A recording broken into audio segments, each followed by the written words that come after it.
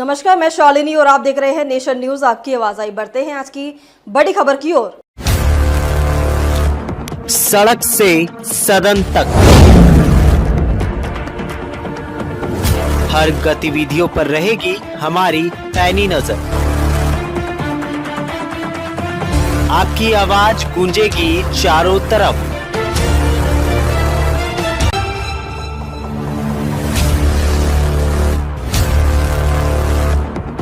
क्योंकि हम हैं नेशन न्यूज।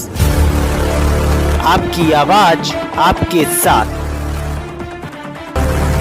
बिहार में जमीन रजिस्ट्री से मिला बम्पर राजस्व 1000 करोड़ की वृद्धि, अभी और बढ़ेगा आंकड़ा।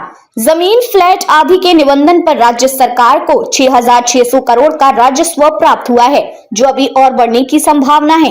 इस वित्तीय वर्ष 2024 से 2025 का लक्ष्य 7500 करोड़ निर्धारित किया गया है, जो मार्च महीने तक पूरा हो जाएगा।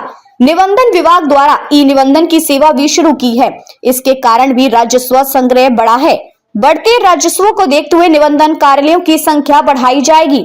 राज्य में जमीन फ्लैट आदि के निबंधन से राज्य सरकार को पिछले साल की तुलना में अब तक 1000 करोड़ रुपए से अधिक का राजस्व मिल चुका है। मद्य निषेध उत्पाद एवं निबंधन विभाग को पिछले साल 10 फरवरी तक करीब 5540 करोड़ राजस्व प्राप्त हुआ था।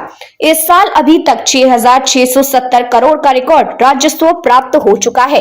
ये अब तक निबंधन से मिला सर्वाधिक राजस्व है। इस वित्तीय वर्ष 2024 से 2025 का लक्ष्य 7500 करोड़ निर्धारित किया गया है।